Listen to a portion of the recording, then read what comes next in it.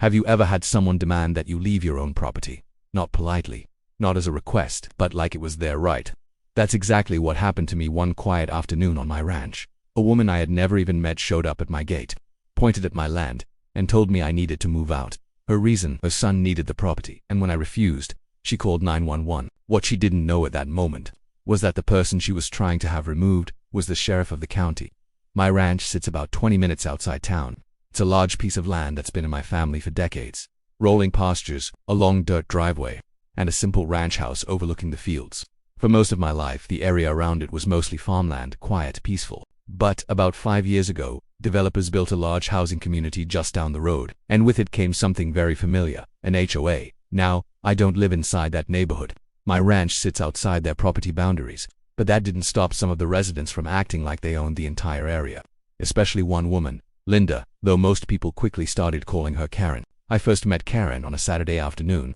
I was repairing a fence near the front gate of my ranch when a luxury SUV pulled up. Karen stepped out and walked toward me with a kind of confidence that suggested she thought she owned the place. She didn't introduce herself. Instead, she immediately started talking about my property. She said her son had recently moved back to town, and he needed a place to start a horse training business. Then she pointed toward my land and said something unbelievable: "You should consider selling this ranch to him." I told her politely that the ranch wasn't for sale. She didn't like that answer. Karen crossed her arms and said something that made me laugh. She said the land would be much more useful to someone in the community. In other words, her son.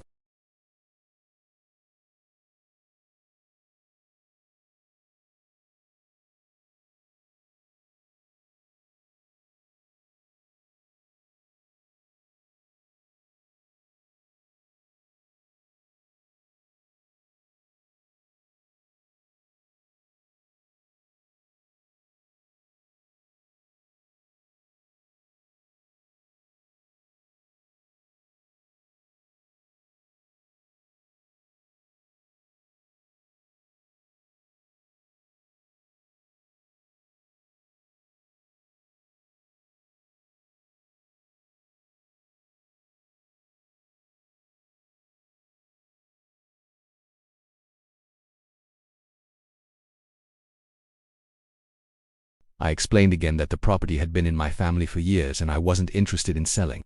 That's when Karen's tone changed. Suddenly she started talking about zoning rules, noise complaints, and possible legal action from the HOA, which didn't make much sense, because the HOA had absolutely no authority over my land. I tried to end the conversation politely, but Karen wasn't finished. Before getting back into her SUV, she turned around and said something that surprised me: "You'll regret not cooperating with the community." Then she drove away. I assumed that was the end of it. I was wrong. 2 days later, Karen came back. This time she brought someone with her, her son, and the moment they stepped out of the vehicle, she started pointing at my house. She told him, "This is the property I told you about," like it already belonged to them. When I walked over to the gate, Karen didn't even try to be polite anymore. She said her son needed the ranch for his business, and that I should start looking for somewhere else to live. I honestly thought she was joking, until she pulled out her phone and dialed 911. Karen told the dispatcher that a man was refusing to leave property that belonged to the community. She claimed I was trespassing and possibly threatening them. I stood there quietly while she described the situation completely wrong. Her son looked uncomfortable, but he didn't stop her. About 15 minutes later, a patrol car arrived. The deputy stepped out and walked toward us. He looked at Karen, then he looked at me, and his expression immediately changed because he recognized me. Karen quickly started explaining the situation again. She told the deputy I was refusing to leave the ranch. She demanded that I be removed immediately. The deputy listened patiently. Then he asked her a simple question: "Ma'am, are you sure you want to continue with this complaint?" Karen looked confused. Of course she did. That's when the deputy turned toward her and said something she clearly wasn't expecting to hear: "Because the man you're accusing of trespassing is the sheriff of this county." The silence that followed was incredible. Karen's face went completely pale. Her son stared at the ground. And suddenly the situation had flipped completely. The deputy politely explained the reality. The ranch belonged to me. The HOA had no authority there, and filing false emergency reports could actually lead